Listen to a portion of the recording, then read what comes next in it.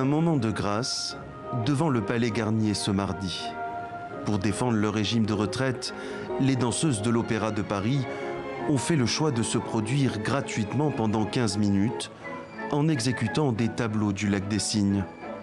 Leur manière à elles d'alerter l'opinion du danger qui pèse sur la culture avec cette réforme. Modifier leur âge de départ à la retraite, inacceptable vu la pénibilité du métier. Une formation à l'école de danse de l'Opéra, ça dure 9 ans. Et à 17-18 ans, on est nombreux à avoir déjà des blessures chroniques, des tendinites, des fractures de fatigue au méta pour les filles, des douleurs aux genoux de croissance chez les garçons. L'actuel régime spécial de l'opéra, qui date de 1698 sous Louis XIV, permet aux ballerines de tirer leur révérence à 42 ans. Entre 50 et 57 ans pour les artistes de chœur, 55 et 62 ans pour les techniciens. Avec le passage annoncé au régime universel, les 2000 salariés de l'Opéra national estiment que c'est le niveau d'excellence qui va être mis à mal. Au-delà de 42 ans, il est impossible de tenir le rythme.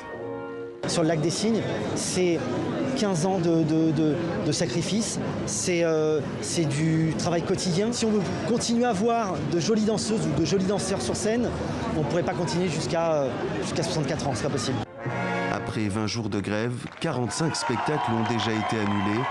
C'est une perte de près de 8 millions d'euros pour l'Opéra de Paris.